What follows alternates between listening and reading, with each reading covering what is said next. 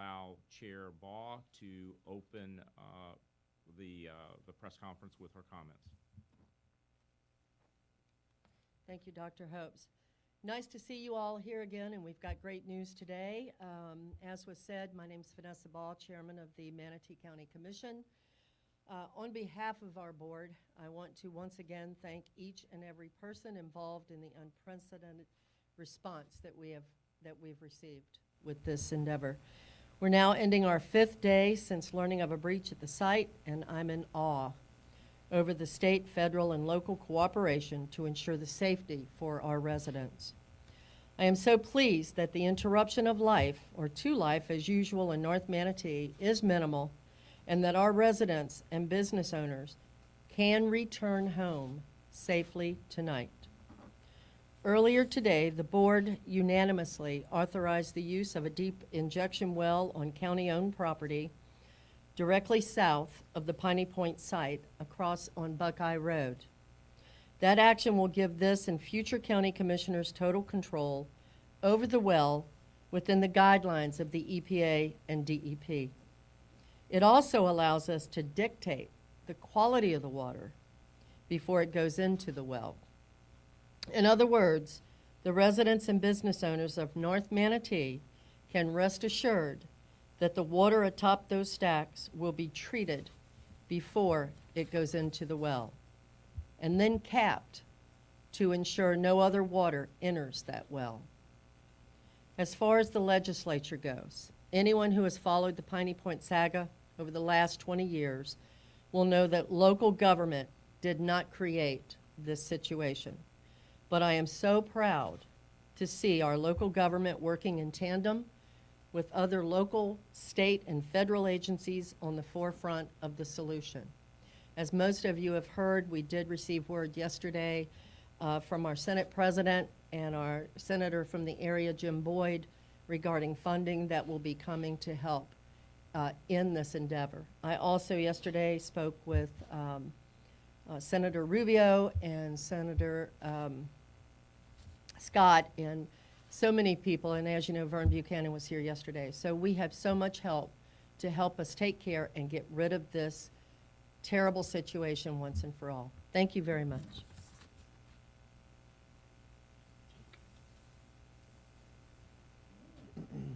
Good afternoon. Jake Sauer, Director of Public Safety for Manatee County. Okay, I'm going to run through a couple slides here, give you a full update of the great work and progress we've made today with the Florida Department of Emergency Management, the Department of Environmental Protection. So all evacuation orders effective immediately will be lifted, and road closures are limited to areas along Buckeye Road from to O'Neill. We decided to keep the Buckeye Road closure for the near future due to concerns.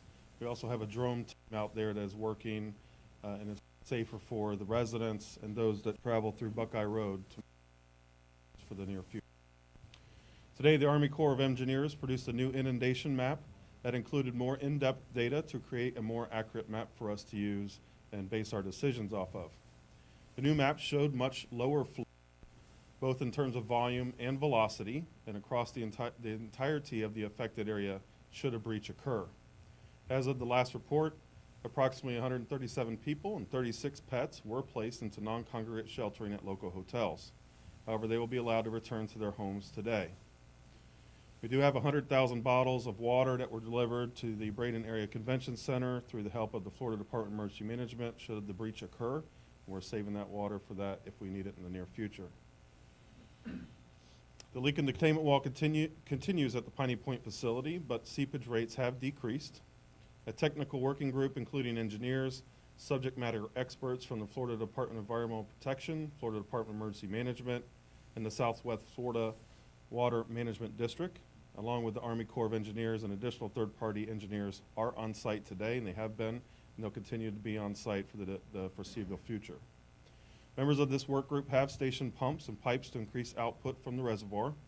And as of the latest report, the levels in the lake decreased to 59.2 feet, which is down significantly from the onset of the incident. This will give you a map here, and I will provide this to you after the press briefing of the points of the road closure. So you can see 31st Street there, next, just east of the FedEx facility, Bud Road and O'Neill Road on Buckeye. This is one of the new maps produced by the Army Corps of Engineers that we worked on with them and our partners behind us today, showing in a new inundation map should a breach occur on the east wall. Can you go back one slide? So you can see here real quickly, and I can speak to you after the press conference if you have future questions on this, but most of the inundation, all of the inundation, less than a foot in those areas, and most of that is farmland, lakes, and low-lying areas that are able to take that water. Okay, so our actions to date: local state of emergency was approved by the Board of County Commissioners on April 1st, and the Governor DeSantis declared a state of emergency for Manatee County on April 3rd. Department of Environmental Protection and the Florida Department of Emergency Management have teams co-located here in the Manatee County Emergency Operations Center, and they will help to lead the response to the incident. The Manatee County Emergency Operations Center remains at a level 1 full activation with all emergency support functions reporting to the Emergency Operations Center. However, as we get into more of Florida Department of Emergency Management and DEP response, that level will probably drop down to a level 2. Florida Department of Emergency Management coordinated the deployment of approximately 26 pumps to help release water from the reservoir, and 2 drone teams are currently operating, flying constantly to give us real-time updates on the site as the engineers are there working. So goals moving forward: ensure safety of the public and the staff working to mediate the situation. Property conservation, finish deploying pumps and other mitigation efforts to remove as much water from the reservoir as possible to avoid structural collapse. And get economic drivers back online. Earlier today, we opened US 41 thoroughfare and businesses impacted by the evacuation order.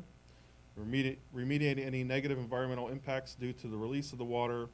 Continue to assess, berm, and maintain situational awareness on the breach site, and determine and address any unmet needs or equipment that might need to go to the site itself. With that, I will turn it over to Director of Environmental Protection, Mr. Valenstein. Secretary Valenstein. I'll take director, that's all right. Again, my name's Noah Valenstein. I have the privilege of serving at the Department of Environmental Protection.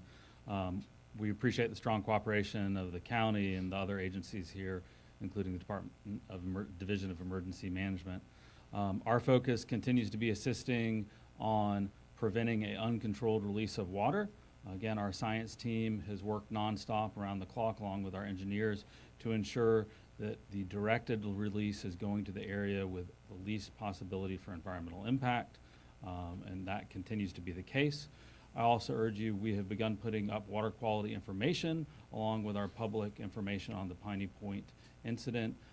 Visit protectingfloridatogether.gov to get information on water quality sampling. Some of those samples will be instantaneous from the field, others will take time to be processed in the lab, but the sampling points will actually have a map so you can see where they're coming from, including straight from the outflow ditch, so that you'll actually see areas where will have high nutrients and see that dissipate as it's going towards the port, and then you'll be able to see it out into the bay. So one would expect seeing a higher amount, and then as it hits the port again, the idea of having that controlled release is so that it gets out into the deeper water, and by the time it gets into the bay, we have set ourselves up for the best chance to have the least environmental impacts. Again, our point is to make sure we're monitoring all impacts to hold HRK fully accountable for this incident, and we will remain mobilized for as long as that is necessary. Thank you.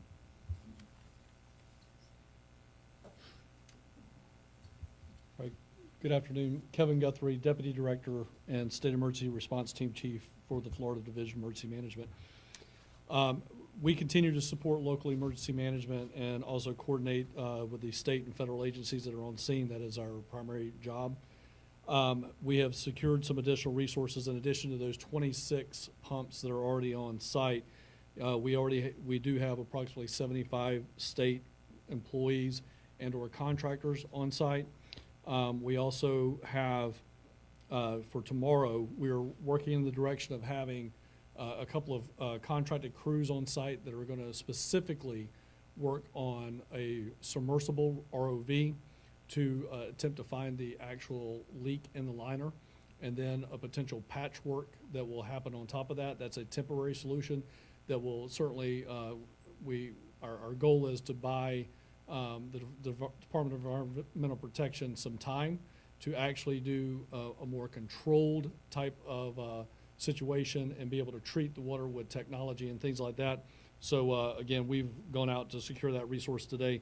The last resource that we've gone out to secure today, and again, hope to have in place by tomorrow morning, is a bathymetric study. So again, if you may be familiar with LIDAR and the way that topographical type things are done on land, this is similar, so that we can actually look at the bottom of the retention pond and see if if there's any anomalies or anything down there that we should be concerned about. So those are the big updates from us. I do want to thank the Florida Division of Emergency Management and more so the State Emergency Response Team that I represent.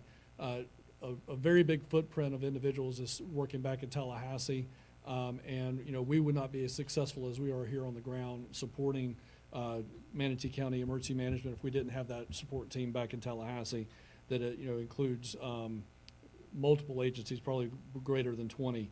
So again, I want to thank all those folks that are back there, as well as the employees, state agencies, local agencies that have come here.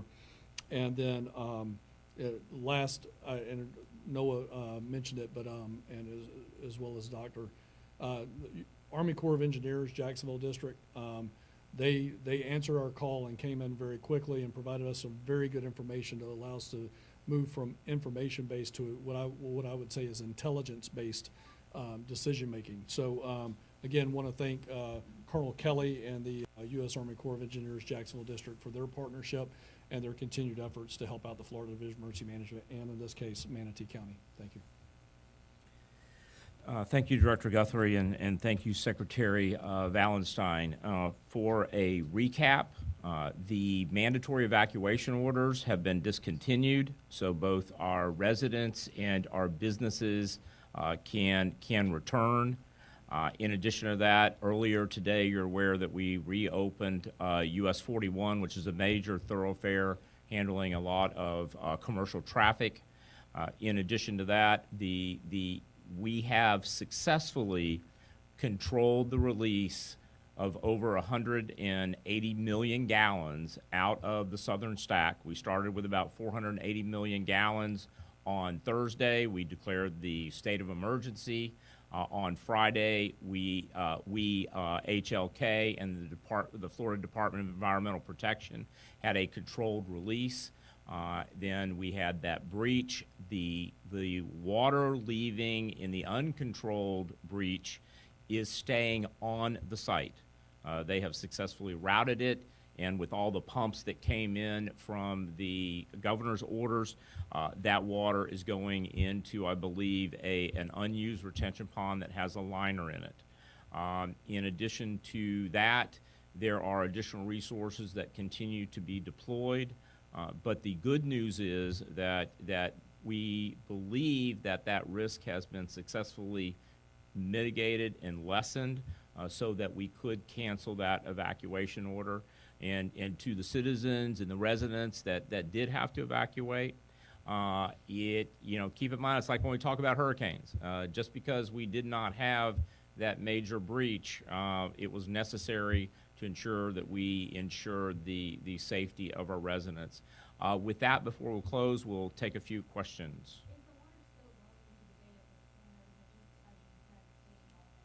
The controlled release, they are releasing, I believe, around 33 to 34,000 gallons a day. If they, with successfully stopping the uncontrolled leak or breach, that gives DEP more time. As the Secretary mentioned, they have brought in a multitude of contractors to do everything from reverse osmosis. I was just going to mention, and I'll let you No, finish. come on. If you visit, We're in this again, together. protectingfloridatogether.gov, you can actually see the mapped out of our monitoring, and so that'll give you an idea of where water is flowing. as you just mentioned, we're still at about 33 million gallons a day going through the charge through the port. Regular updates will also be given in narrative form on that website to make sure you can understand what's happening on the ground, but then also look at the data. That you reverted a short-term crisis, right, Yes. but what about the long-term impact on potentially the aquifers, potentially marine life? And what sort of assurances can you give locals who've been screaming about this issue for it seems 2 decades? Well, I think what's important about the question was, what about the long-term effects? What about the aquifer? What about the environment? Successfully brought together not only an interdepartmental collaborative team, but this has been a national, state, and local response, including the myriad of agencies that we talked about. And so the expertise and the manpower and the intellectual capital that has been deployed to Manatee County to address this has really been unprecedented, and the results are showing. The Department of Environmental Protection, under the Secretary's leadership, is very concerned about ensuring that we minimize the amount of water that's flowing into the bay so that the environment can handle it. As you will find when you go to the website, the technologies that are being brought to this problem are all focused on minimizing the impact on our local environment. As you know, we have aquaculture. We have a very robust fishing industry, and we're very focused on that. And right now, the flow appears to be at a rate that it can be diluted and handled in the environment, and we are very, very optimistic that we have been able to successfully minimize the impact. We have time for one more question. In the back.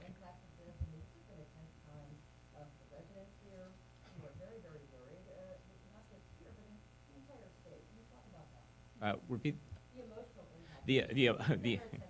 No, it has been. I mean, it has been.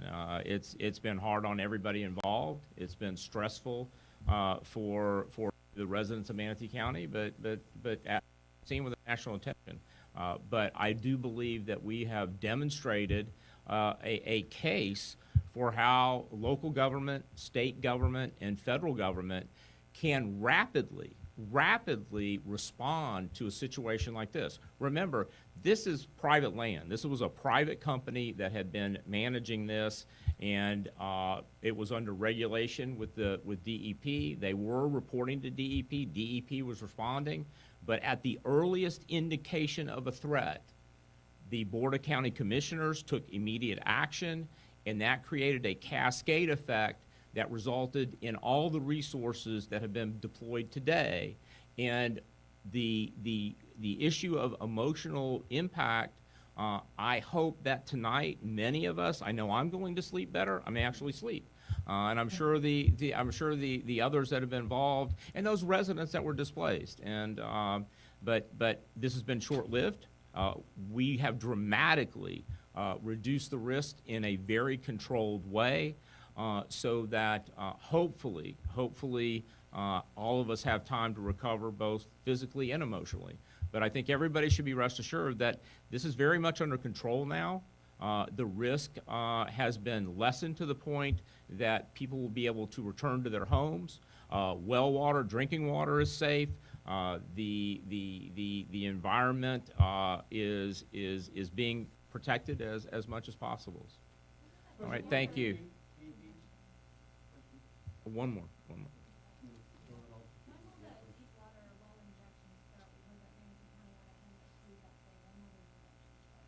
So sure, I will just say I'm glad to hear that the county's looking at that and approved that solution today.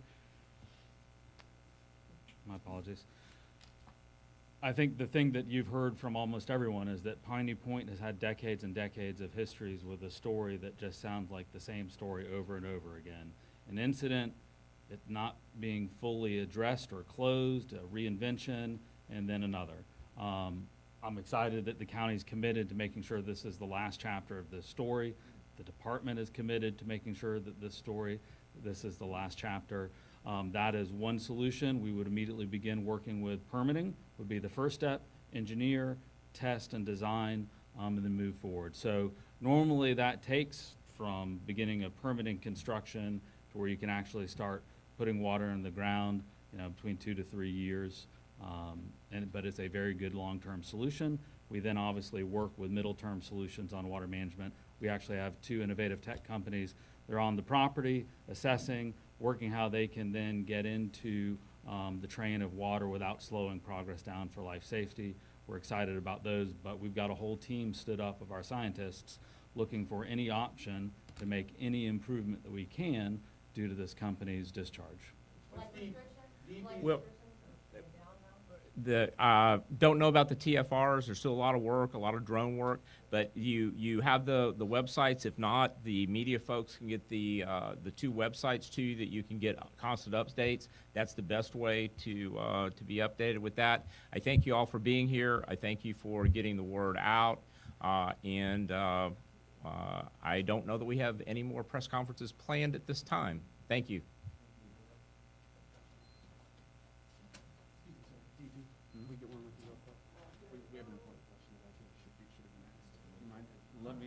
Can we set up with, I've got to go back, and can you set up with my comms? I'll come up. Yeah, we'll wait, yeah.